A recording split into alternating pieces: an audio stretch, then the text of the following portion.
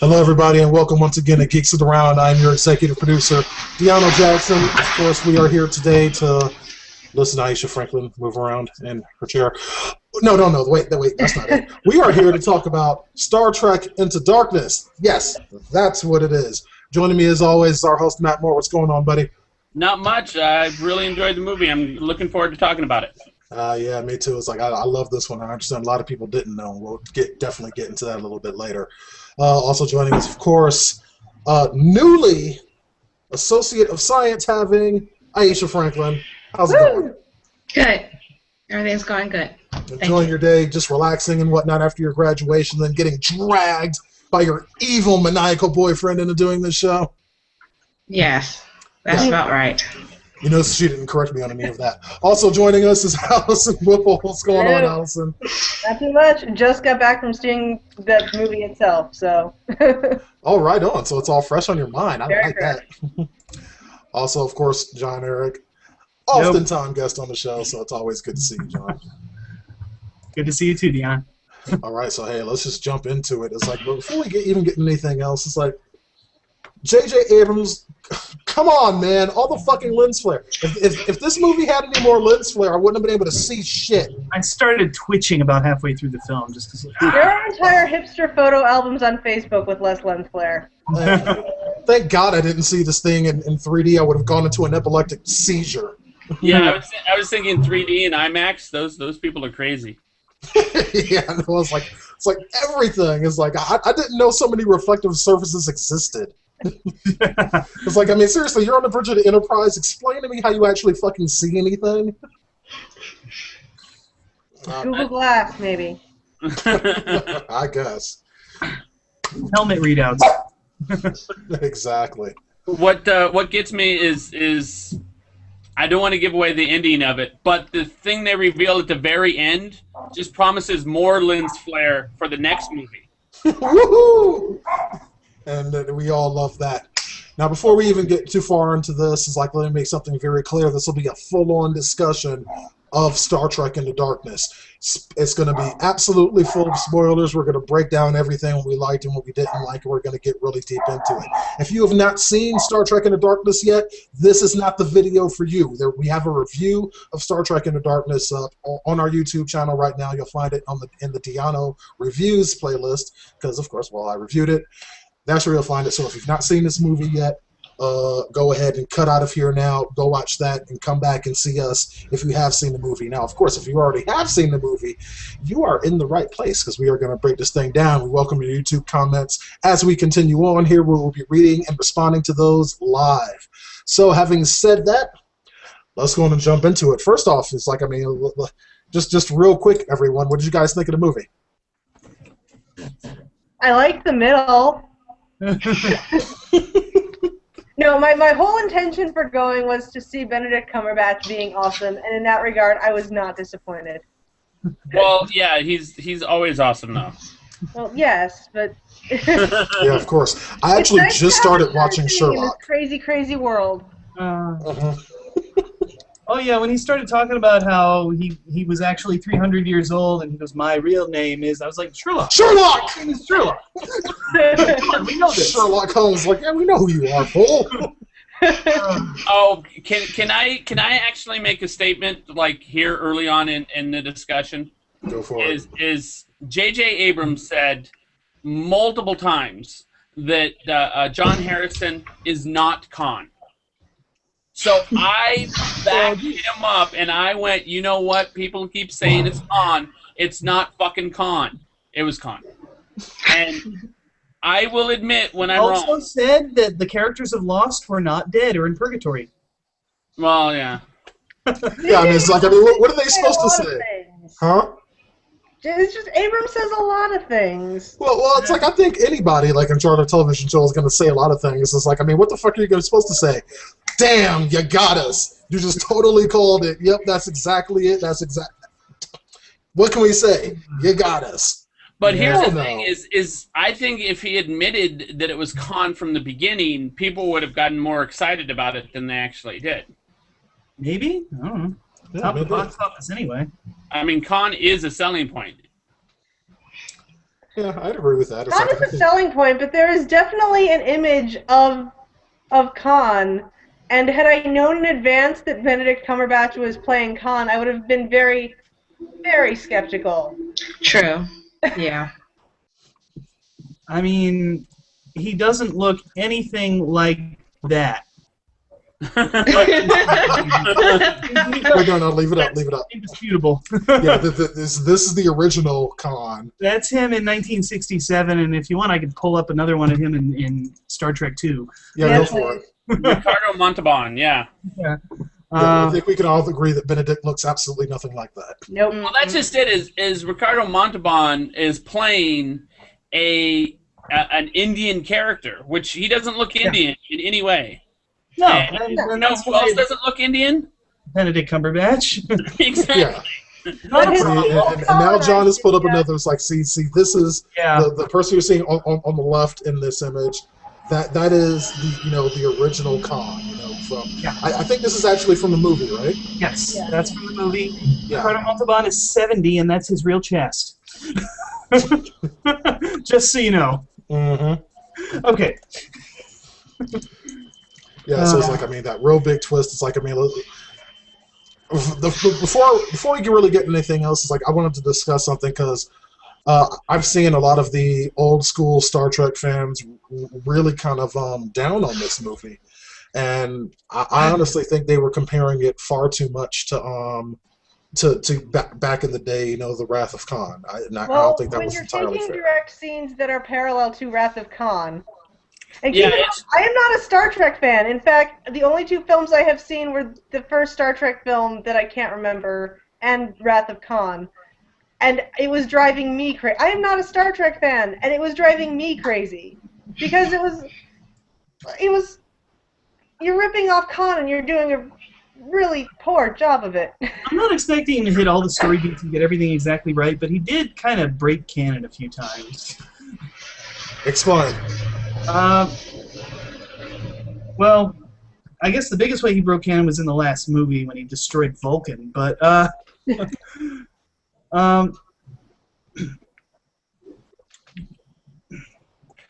wouldn't necessarily say that he broke canon, perhaps because I know very little of Star Trek canon, but it was driving me crazy the way there were scenes from Khan that were being taken and inverted in ways that it was like, when Spock is dying, when Kirk is dying, and like, really, your most original thought for how to make a climactic scene in this movie was to just swap Spock's and Kirk's roles in this very emotional scene? That was the best you could do, J.J. Abrams, really? This was actually kind of one of the things I liked about the movie was the fact that in this movie they swapped roles. Is Kirk acted like Spock would, and he's starting to understand how Spock thinks, and Spock acted like Kirk did.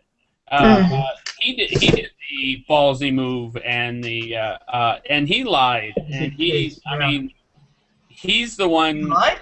Yeah, he enhanced the truth. Yeah. Why? The torpedoes.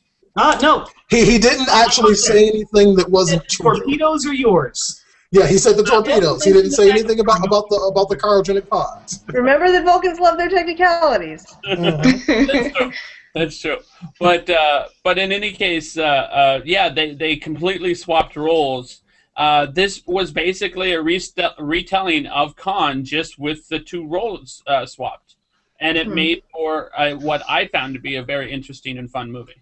I guess as a non-Star Trek person, I was not interested in a retelling of Khan. I was just interested in another Star Trek film. Like, gee, what cool thing can J.J. Abrams do that hasn't been already done? That's fair enough. But I just had unrealistic expectations of Hollywood. Well, I think Khan as a character, Khan is far too iconic in the Star Trek mythos to not have gone that route at all. I think you kind of had to do that, and I really do like the way they do it.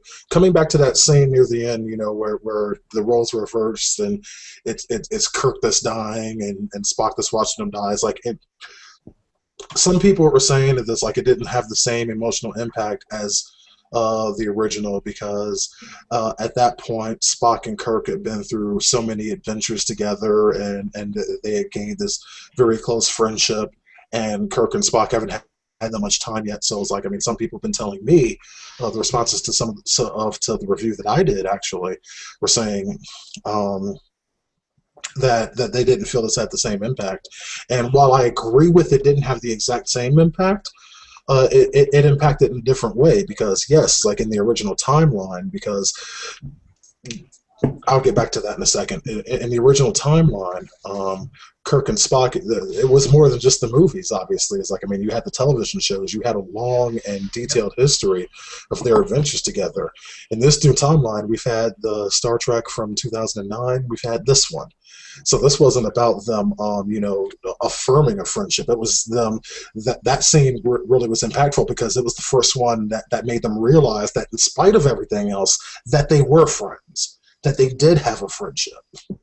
If I can actually bring up one other point, another reason that it was more impactful in Wrath of Khan is because not only had they had a lot more backstory, but also because of the fact that Leonard Nimoy at that point had just put out the book, I Am Not Spock, and had basically gone, I want out of this franchise. I want nothing to do with this franchise anymore. Get me the hell out.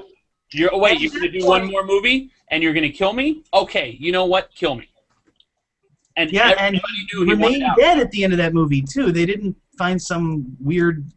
I thought the way they brought Kirk back felt like a cop out. Oh, it was, yeah. Oh. But I also knew they were going to do it. From the second Kirk kind of rolled his eyes back and was no more, I was like, okay, how are they going to bring him back? No, see, on this one, I'll give Aisha props. Like the first time we went and saw the movies, like she called it before I did. She knew exactly how they were going to bring him back. Wow. It's like very soon after Kirk died, it's like Aisha muttered under her breath, Khan's blood. I'm like, huh? Khan's blood? That's how they're going to bring him back. And I was like, damn, that makes sense. I actually had an issue with that, and that was the Tribble. They had not encountered Tribbles until their 5-year journey, damn it. Yep. Oh, yeah, that's right. And they had not encountered cyber or androids who were smart enough to be crewmen until like 30 years later. Oh. So.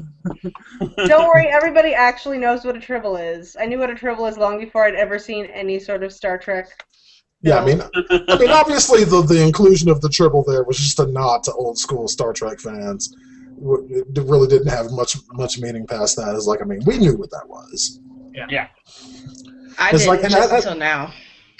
Oh, you never saw Trouble with Tribbles? No, I remember the episode now. It just didn't click until now. I've never seen it. It was the funniest hell episode. I imagine it's just like kind of like Gremlins in space, but cuter.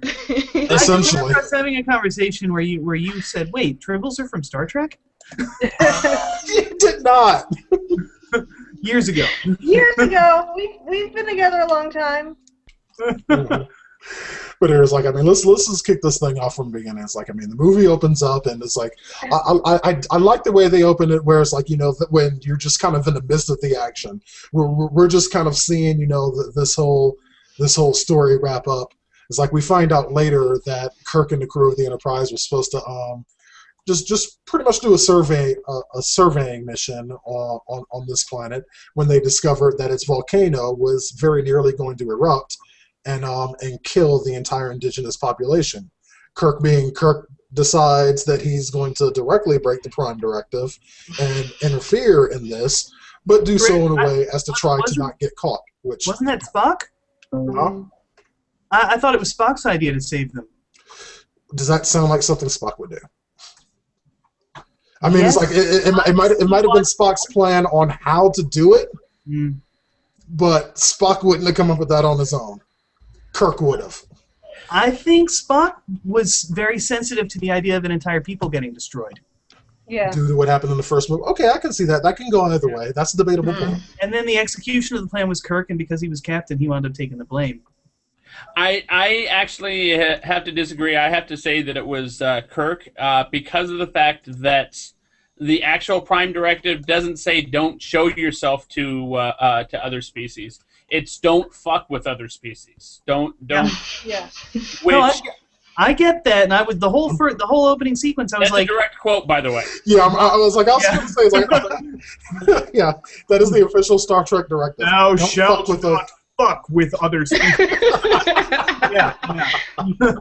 But no, it's That was what I was thinking the whole time. They kept on talking about how this species is going to get wiped out if we don't do anything, and I was like, well, that's what the Prime Directive says, isn't it?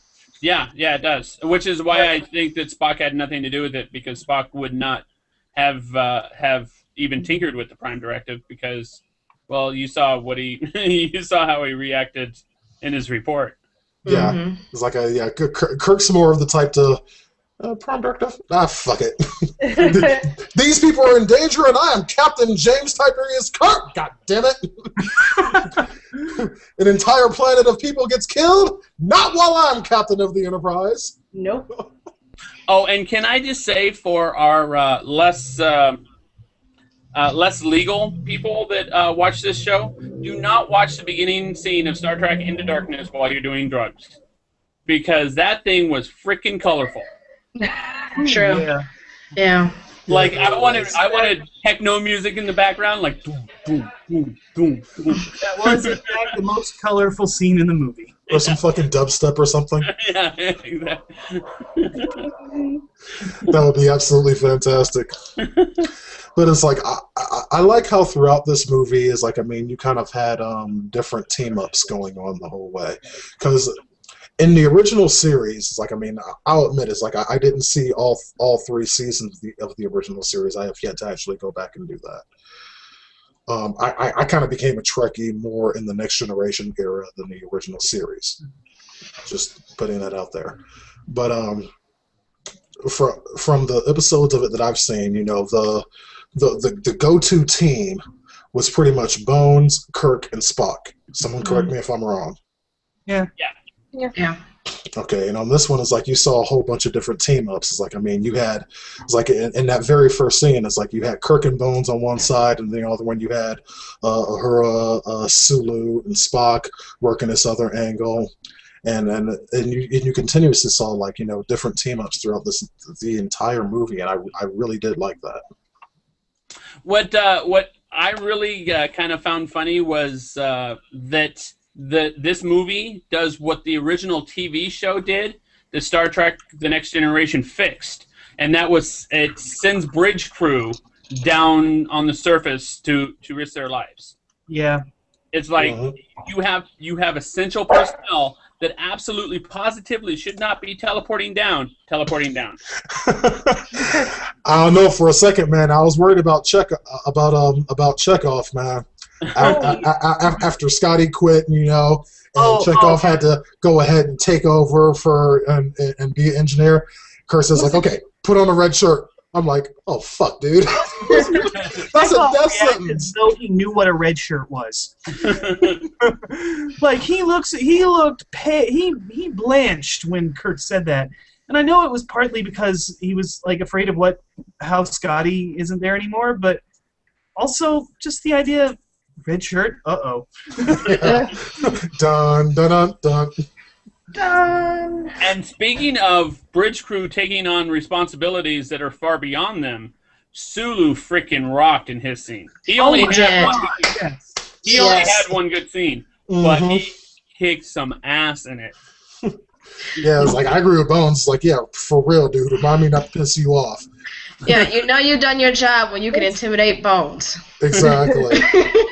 It's like, I mean, pretty much, it's like, I don't ask me to, you know, quote word for word or anything like that, but John Cho was pretty much sitting in that chair, was like, you agree with what I'm saying, or I'm fuck you up. You test me if you want to, motherfucker. And you know what? Get yours. Totally forgot we were looking at Harold. So did I. That actually just occurred to me right now. He broke character enough or not broke character, but he went far enough away from it. His character enough that it finally made me forget that this was Harold and Kumar guy. Yeah.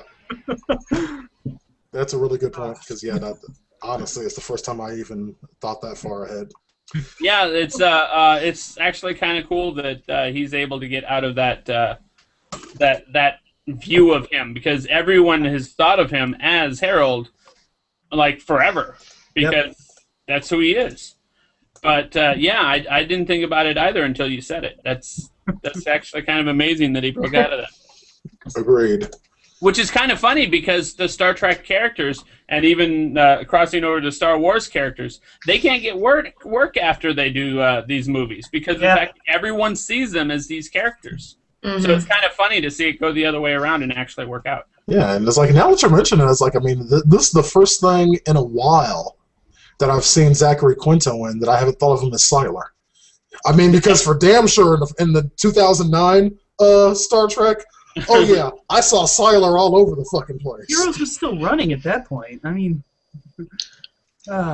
here's my issue with Zachary Quinto is the fact that between the 2009 Star Trek and this Star Trek, I have not seen him in anything except a single commercial. You haven't watched American Horror Story then? Oh, he's oh, that's right. I forgot he did that. Mm-hmm. No, I don't watch horror stuff for the most part. Say what? Which season was that? Both. Oh, wow. It's like he was in both. He was in both seasons of American Horror Story so far. And in American Horror Story season 2, he was, not trying to give away any spoilers about it in case you haven't seen American Horror Story Asylum, which you should because it was fucking awesome. Yeah, but his character was fairly important. And if you have not seen season 2 of American Horror Story, I'll put it like this. I did not like the first season of American Horror Story, and I realize I'm getting off topic. We'll get back on it in a second. We do this. But I did not like the first season of American Horror Story, and I am glad I went back for season 2 because season 2 was awesome. If you have not seen it, do so. Trust me. I'll end up checking it out because yeah, I've run out of TV to watch. But how is that also off topic? Come on. Fail. Anyway. Yeah. Also, Simon Pegg, who still, well, I don't know, he kind of still looked like Simon Pegg. Oh, yeah. Yeah, you can't not see Simon Pegg as Simon Pegg, but it's like, I gotta have to give it to him. It's like, I mean, he tears it up as Scotty is. Like, oh, yeah. I always love Montgomery Scott, and Simon Pegg just makes me love him more. That's just it, is I would have liked the character that Simon. I would have liked Scotty in this movie better if he had actually like done some. I'm giving her all she got and shit like that. But Well, we got they none already of did that. Come on, man. They did that one already. I don't have the power. You know. Yeah, but Scotty did it all the fucking time. And you've got to admit, there is no way in hell that the Enterprise should have stayed in anything, in any shape whatsoever, like after the first volley of attack. And yet, it went for a second volley of attack, and then it went for, like, running, and then, yeah, I mean, that ship lasted far longer than it really should have. Yep, true. Yeah, exactly. It's like, I mean, that other ship, the USS Vengeance, that thing was a beast. Well, and James Kirk shouldn't have been able to survive radiation poisoning through a blood transfusion, so... But it was genetically altered blood, damn it! Oh! Bad science, no biscuit. I was like, this statement might get me in trouble. Do it. I liked the way the Klingons looked more in this movie than in any interpretation of them I've seen yet. I thought it was nifty, but I don't know if I liked it more. I can see that from the Klingons as they have them now to say 80 years later for Next Generation, maybe they look more like the Klingons that we're used to. Uh-huh. Maybe they evolve and they get larger ridges and so on and so forth. Yes, that's entirely possible. But it's like I will say that it's like I liked it. It's like I didn't expect it. It's like and there were like images of. I'm gonna have to put you two in timeout. Pull up Kim Beasley in here. Anyway, for the audience, John and Allison are muting each other. Can't take these motherfuckers anywhere. Moving right along. God damn it, what was I finna say? About the Klingons. No, it was like I had changed my train of thought in my head and I forgot. Well, in that case, I'll continue on. Please do. I really liked how the Klingons looked a lot more tribal in this than they have elsewhere. They kind of look like something out of Predator, like from the Predator homeworld or something. I mean, they had that kind of feel to them, which was really cool. And they had full body armor, and we're talking metal body armor. We're talking, yeah. So they are obviously a warrior race. Yeah, they're like legitimate badasses. Yeah. I did like that. I was like, and there were and now I remember what I was going to say.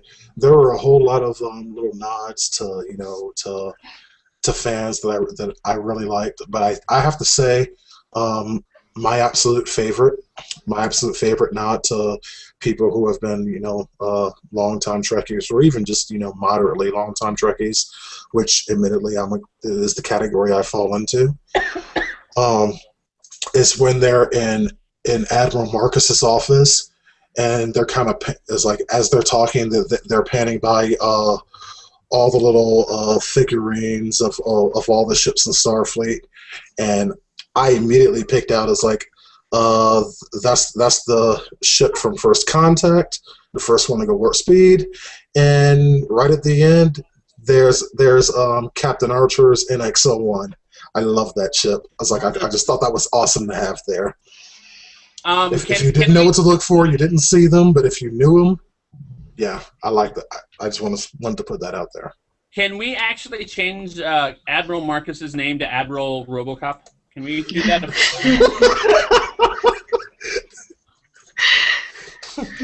Well, see, it's like at this point, I'll spoil it, because I've seen Peter Weller and too many other things now, where I officially no longer see him as RoboCop. It's like the last thing I think I saw that Peter Weller was in was it season 6 of Dexter or 5? Oh yeah, that's right. As a sleazy detective. No. He wasn't a detective. He was like that motivation speaker. Motivational speaker. He wasn't a cop, and they canceled his tenure. Huh? I thought he was a cop. Okay. I think Aisha's right. What, in Dexter? Yeah. No. I don't know, but yeah. Wait, no. You're right. Okay, no, I'm thinking of someone else. Yeah, you're right. He was okay. He was that detective that was messing around with. I was gonna say the motivational speaker was Jordan Collier or whatever, and right. The guy from Hackers. That's right. Yeah. Where were we? Oh, yeah. That I could not see Admiral Marcus and not think RoboCop. That's just. I'm just like, oh man, this is going to be difficult. But but it was kind of cool to see the whole storyline with him, where he's trying to start a war, and how that was kind of the overall theme of the movie is avoid trumped up wars. Which is very relevant in our day. And then there was that dedication to the post 9/11 veterans. Yeah. Yeah. 12 years later, but okay. One thing that I did pick up on, which I thought was pretty neat, was was Marcus was trying to start this trumped-up war, and he had that argument with Kirk when they were all on the bridge of the Vengeance, where he said, "Who's going to lead the people in this war? You? No, without me, we fail." Like, he had this trumped-up sense of self-importance, and Kirk had the exact opposite. He realized that he had to sacrifice himself for the good of everybody else on his crew. Mm-hmm. Which was pretty much the lesson that he was kind of taught by Admiral Pike and Admiral Pike's death, was that he doesn't. It's not all about him. Yep. Uh-huh. Yeah, but that, to a certain degree, not playing by the rules does have consequences. Yeah. And those are very real consequences that he needs to live up to. Or at least, accept. Something that was difficult for me to accept in the first movie, and it's relevant here, is Christopher Pike being an admiral who gets Kirk to become a captain. That's nothing like the TV show. True. But I was glad to see him come back for the second movie, and he played a very, very cool, important part in this movie, which I found very cool.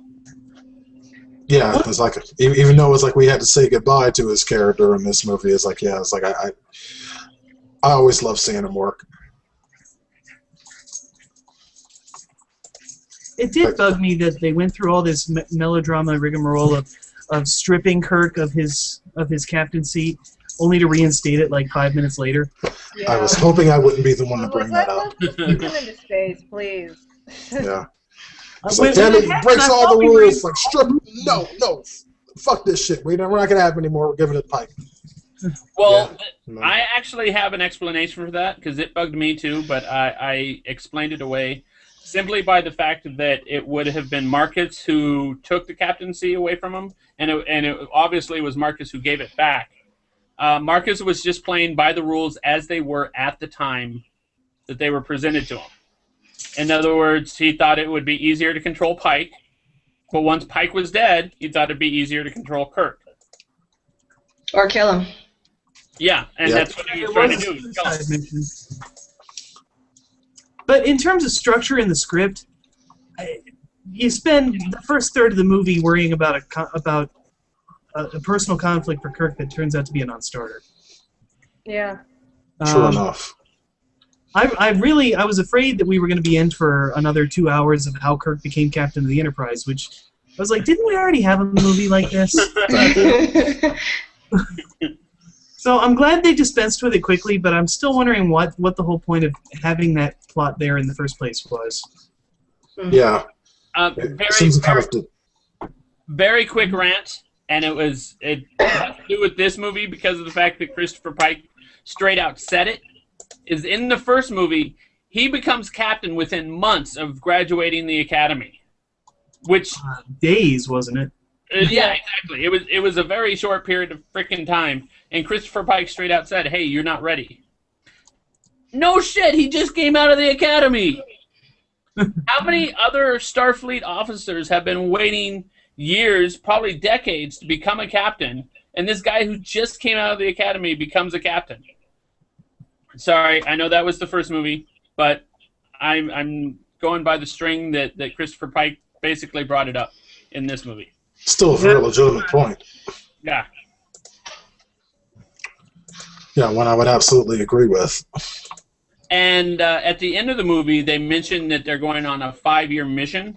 Mm-hmm. But before they mentioned that they were going on a 5-year mission at the end of the movie, they had mentioned it much earlier in the movie that they were going to try for that 5-year mission, and I was just geeking out over that. I'm all like, "Oh, they're going to start the TV show." Wait. Yeah, I was geeking over that too. Yeah.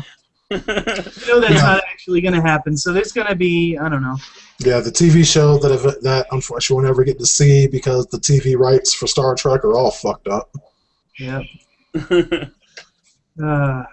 So it's like that's kind of why J.J. Abrams was sort of giving up on it. Right, but all these actors, they're like, I don't know. Never mind. There are a lot of, most of these actors have pretty full schedules, and they probably put everything off to the side to film Star Trek. They're not going to put anything off to the side to film a TV show. Yeah. Mm-hmm. I mean, Chris Pine, Zachary Quinto, they're not going to go, "I'm sorry, American Horror Story, but I got this other TV show." Yeah, that's not going to happen. Yeah, probably not so much. All right, it's like, let me interject here. I have a question for the females on the panel. So, I have a question for the females on the panel.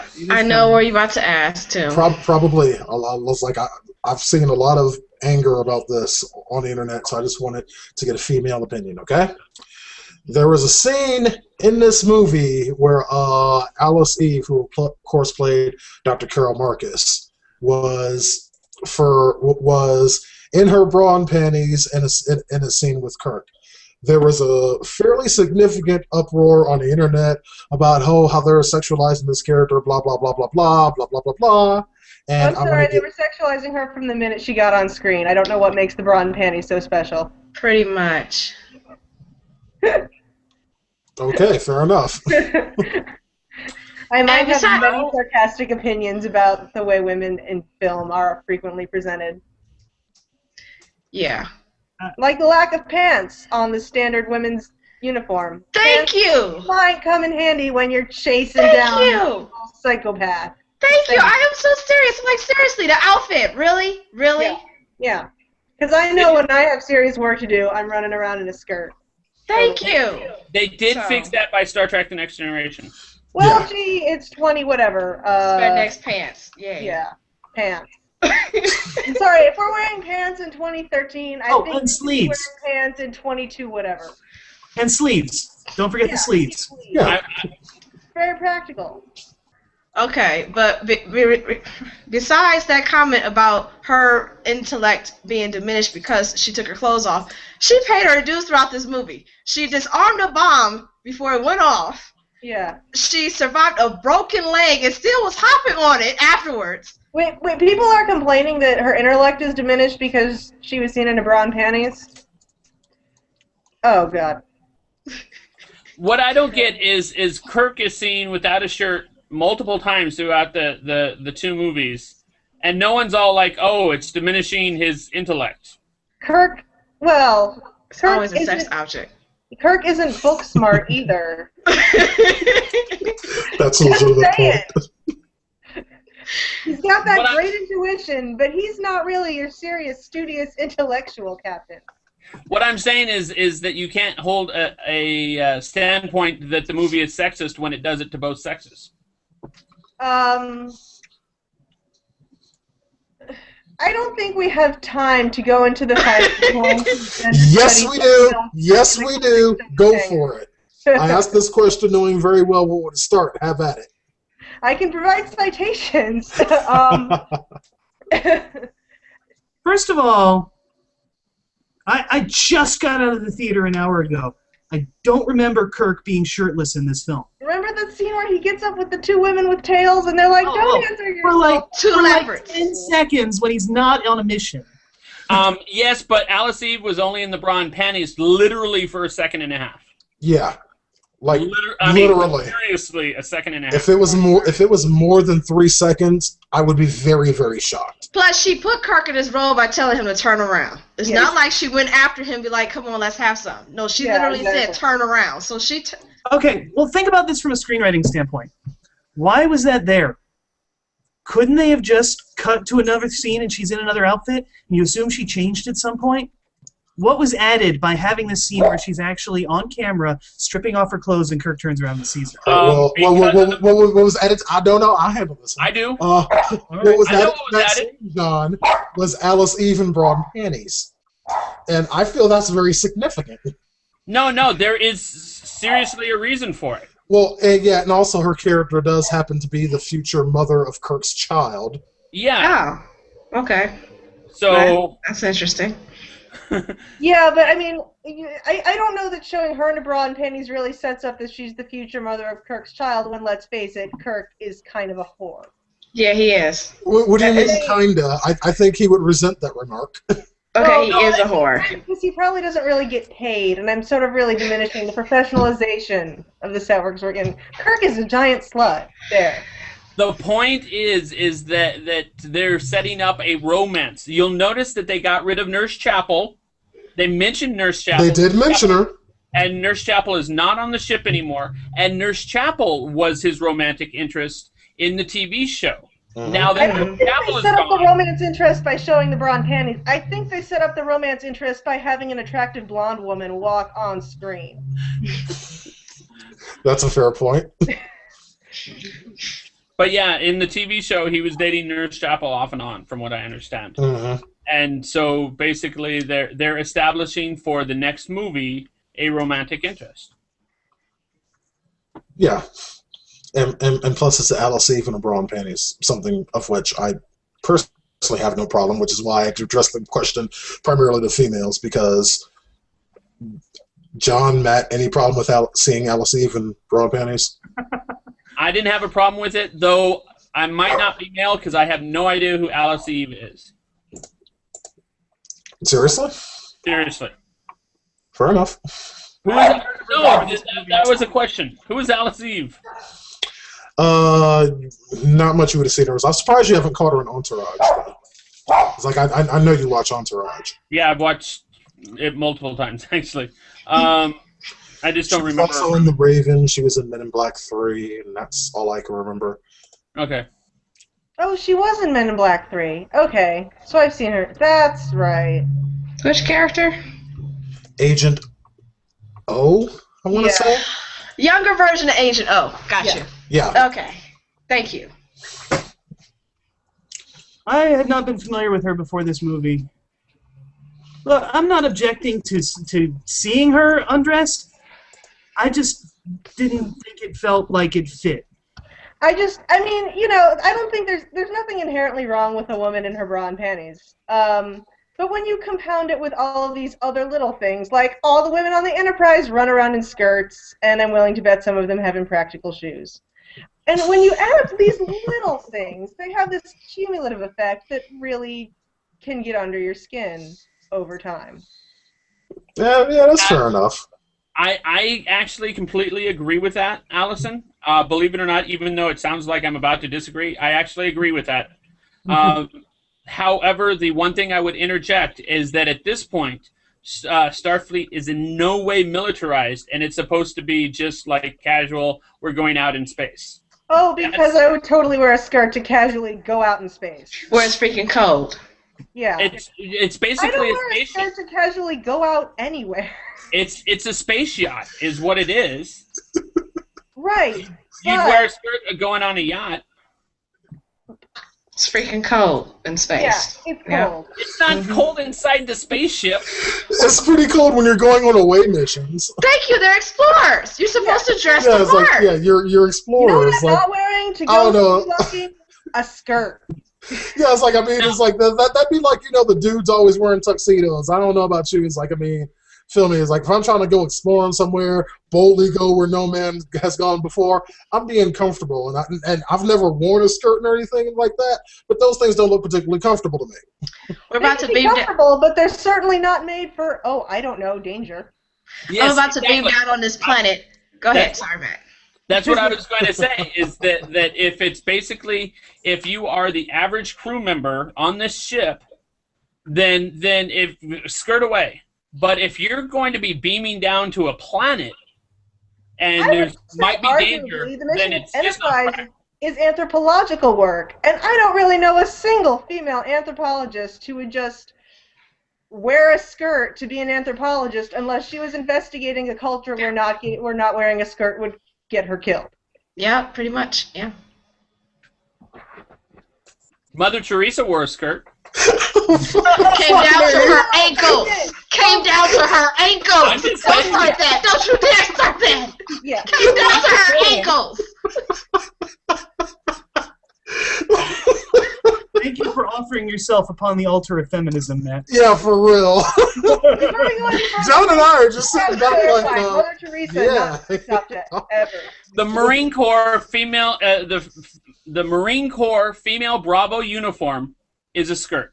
Yeah. Do I agree with that? No. Do they wear it in combat missions? No. They wear camouflage. There is a time for their. Well, I'm not sure there's a time for a skirt, but for dressing up and all that other fun stuff, they wear a skirt. You can make a nice dressy female uniform with pants. It is in fact possible, and they're not spandex. They're not spandex. My legs do not have to be on display for me dressed up. In fact, and most other people. Okay, we've officially been talking about this matter for too long. Mother Teresa wore a skirt. Now, can I talk about something else that is practical? Anything else you'd like to talk about at this point is perfectly acceptable. 12 movies. No, wait.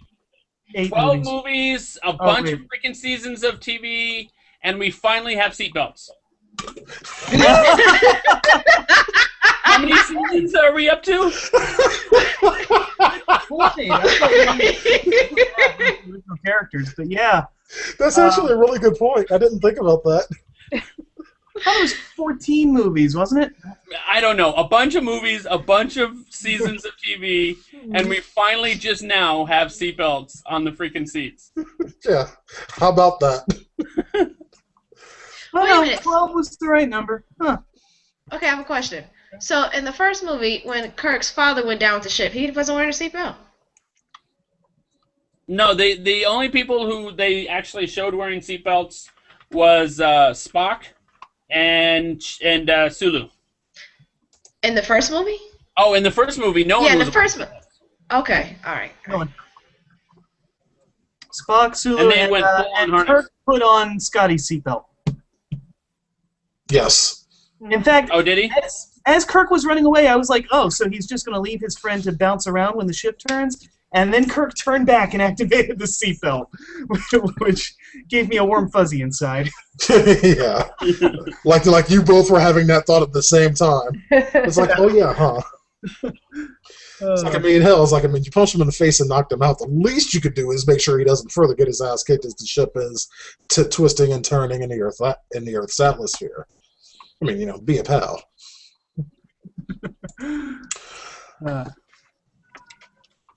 All right, so it's like I just want to get everyone's initial thoughts. For when Benedict finally revealed himself, not as whatever the fuck his alias was, Jon but Harrison. as that's it, not John Harrison. My name. Wait for it. It's Khan. God damn it, John. Is Khan. So it's like then we find out that it's officially Khan. What were your thoughts? I turned to John and said, but Khan is supposed to be old and muscly. For me, unfortunately, people had ruined it for me before I saw it. Oh. They had ruined it for me before it actually had come out in the United States. Oh, fuckers. And I hate you all, Google Plus. I like I living thought it under had a been rock. kept pretty well under wraps. It was a surprise to me. Yeah. But what bugged me was that there wasn't any, like, the Khan? They were all just like, oh, okay, hi, Khan. Well, they know who the fuck Khan was. I guess, but, I mean, geez. That means shit to them. He didn't even say his full name. Well, Like, he's the only other Khan Spock said ever, it huh? later. Yes, he did. But, And he's actually the only one to have said his full name in the entire thing. Yeah. which that bugged me a little bit. I expected a little bit more incredulity from the characters. It was just like, oh, you're Khan. Okay, hi, Khan. Yeah, and speaking of that scene with Future Spock, is like, I mean, don't get me wrong. I enjoy seeing Leonard Nimoy whenever I can see Leonard Nimoy perform. I think he's good. But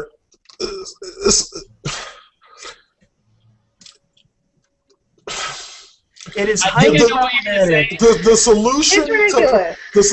to problems in both this movie and the other movie has been, hey, other Spock, what the fuck? You do this? And who's Khan? Oh, okay, and you beat him how? Okay, let me go and write that down. It's like, Get me Spaceballs the movie. exactly. For now, sir.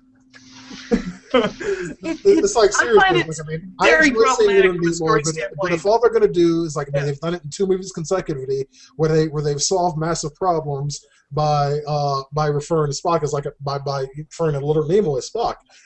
And if that's all these movies are going to be, if that's how they're going to solve problems every single time, then what's the point? Leonard Nimoy is going to die, and they're probably still going to be attempting to wring life out of this franchise. So There's going to be holographic Leonard Nimoy. I think it's really problematic to have the characters have knowledge of the previous films. Yeah. If these are ostensibly remakes of those films. But here's what bugs me about the call, and going back to what DeAno said, is the fact that he made the call, despite the fact that he had no idea that Alpha Spock, which is what he's known as on the internet, Alpha Spock had ever met Khan. He had no way of knowing that the two had ever met before, and yet he still called Spock. Like, I couldn't make that logic leap watching the movie. Yep. Unless it was just he was desperate, he had no idea whatsoever, and he hoped that maybe Alpha Spock knew something that he didn't. Hey, he was playing Who Wants to Be a Millionaire. He was having trouble on a question, so he used one of his lifelines to phone a friend. Phone an alternate dimension. Yeah. Is it considered a friend if it's actually you? Well, I think I'm cool. I was like, if I'd be my friend. I don't know. I don't know, but it's like I just think that's. Again, I like Leonard Nimoy, but in my opinion, they kind of went to the well once too often here. I don't feel that really added anything to the movie other than, hey, look, cool, it's Leonard Nimoy.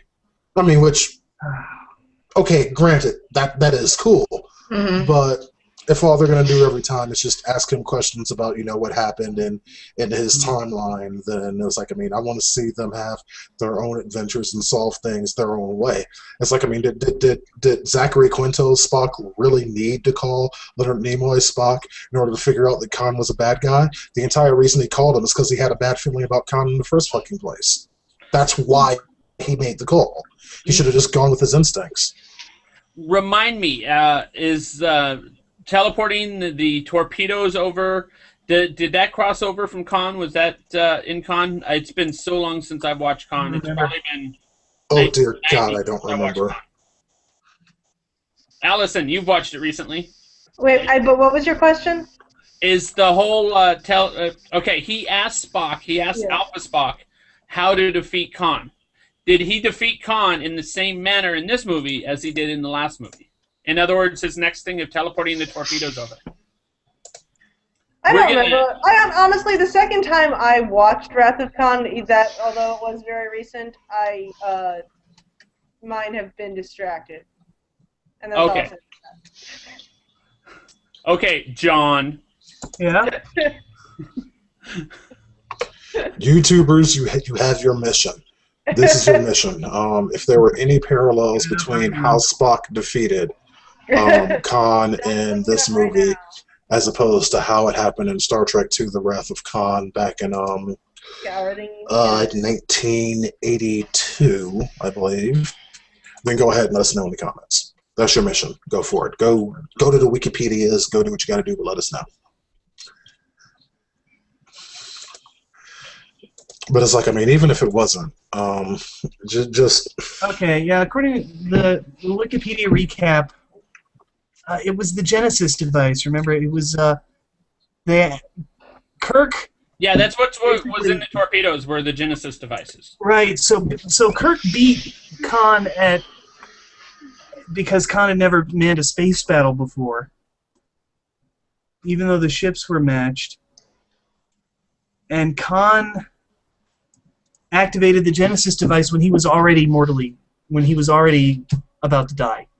So, in other words, Alpha Spock gave no actual relevant advice on how to defeat Khan. No, he didn't.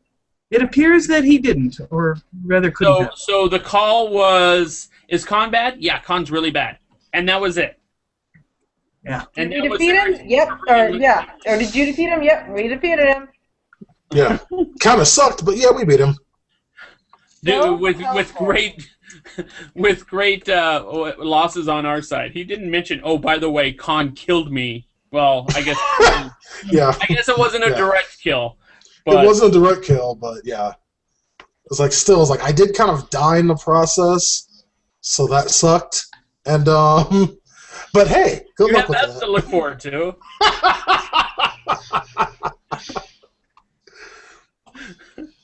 It was like I'm just really hoping in the third movie they don't try that trick again. It's like, I mean, we have the Enterprise on its 5-year mission thing now. It's like, I mean, hopefully using their technology they should be out of range to contact New Vulcan anyway. So let's see them start solving problems on their own. Okay. Kirk dies. Ish. Well, he's dead for that time. And then, of course, it's Spock in this one that takes Kirk's infamous line. That just made me shake my head. He didn't do it anywhere close to as good as Shatner did. Nope. This And is that's true, the but only it's like, time in the world you'll ever hear that sentence said. yeah, but that's neither here nor there. But it's like the one thing I really want to talk about is how after that, Spock shows a lot more emotion than we've seen before, and he's on pretty much a mission. It's like he's gonna get Spock's gonna get this motherfucker.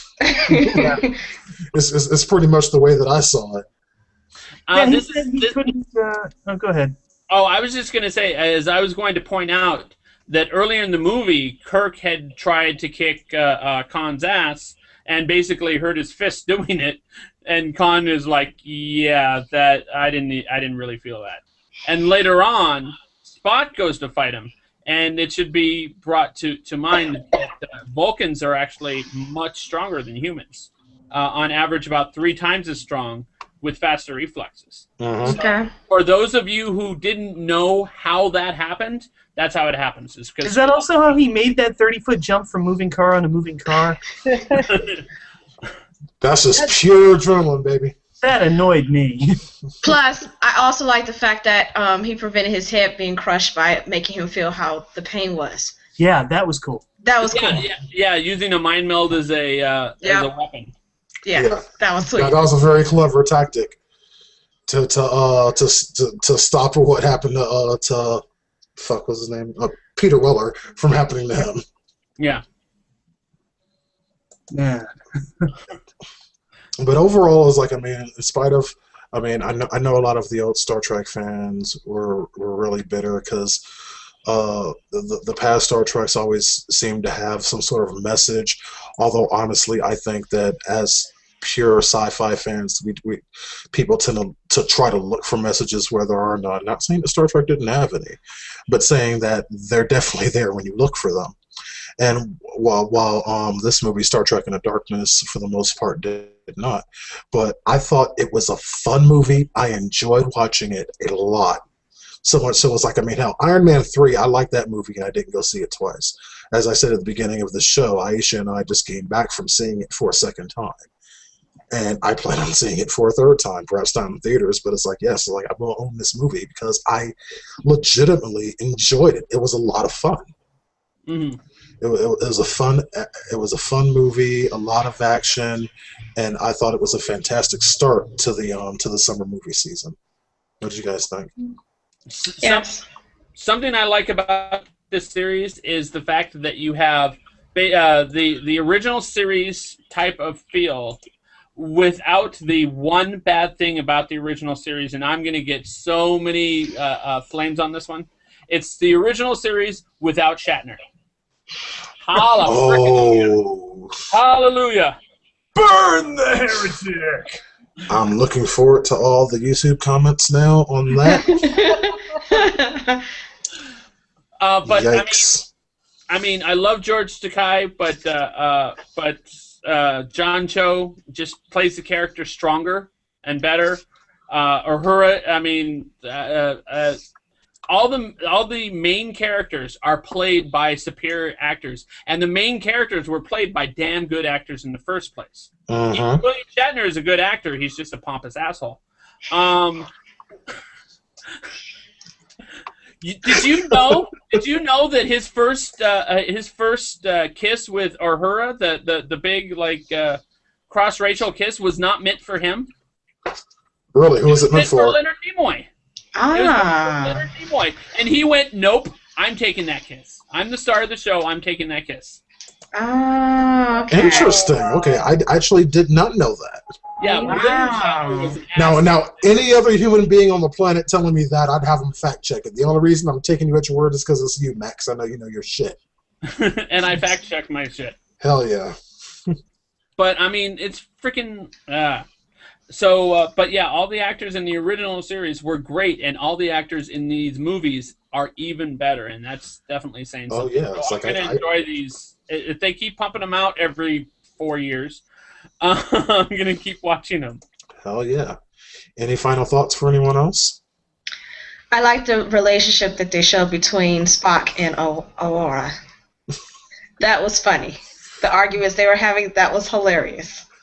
Yeah, and poor Kirk having to be there in the middle of it. I like that one point. It's like he's trying to interject, and her is like, no, just a minute, Captain. He's like, okay. Don't make me turn the shuttle around. It's like really, it's like, y'all ready to do this now? And she's like, absolutely, and walks away, and Spock's like, uncertain. Right, unclear. Yeah, that was great. Which, fair point. Anyone else? I like how Kirk was picking at Spock's human side in front of his face. That was just awesome to me.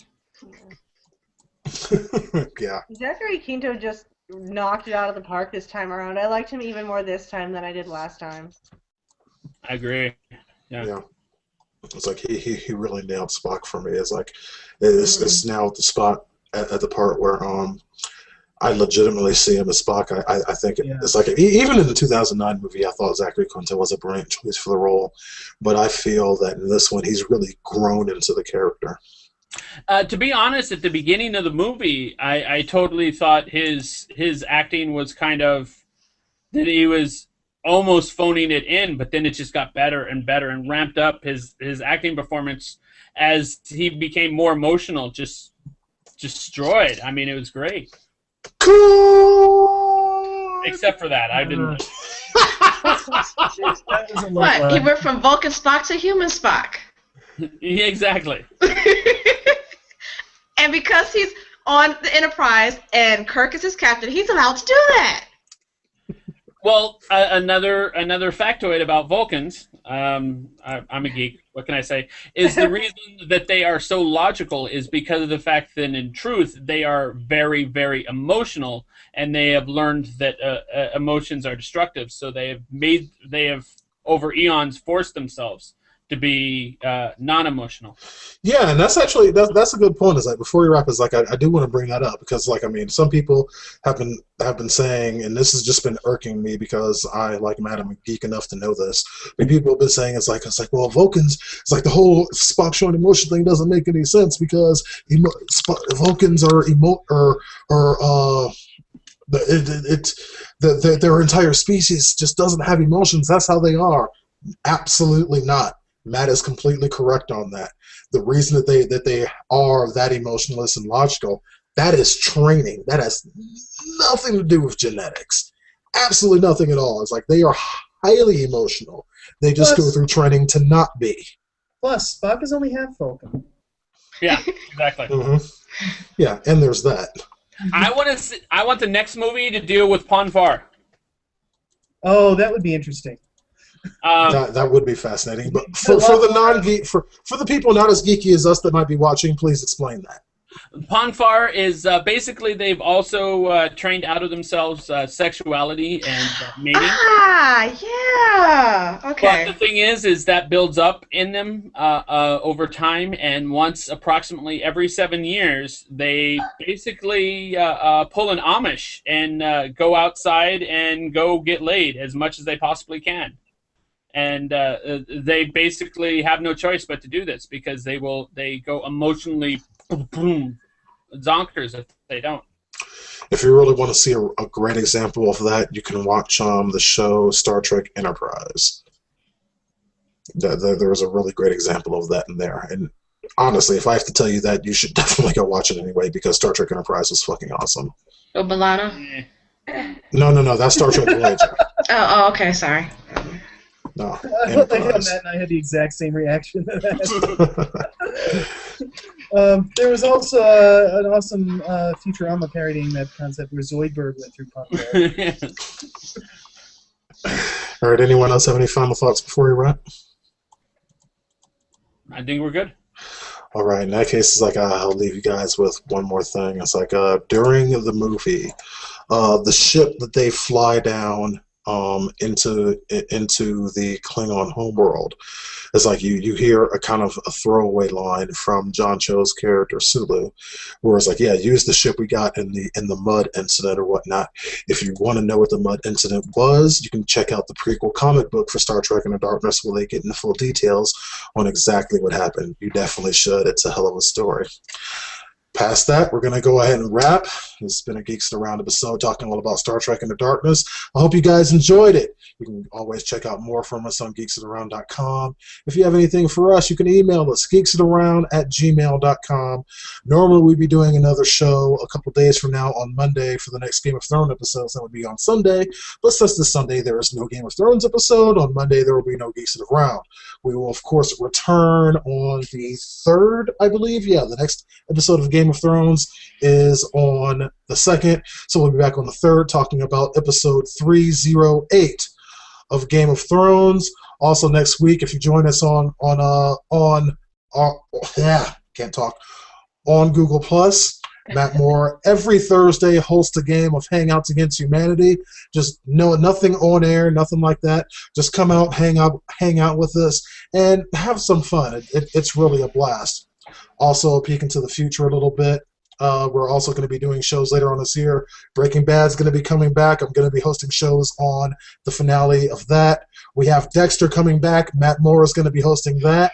And, of course, something we're very, very excited about here at GOTR, more Joss Whedon shows on our television, Agents of S.H.I.E.L.D., coming this fall to ABC.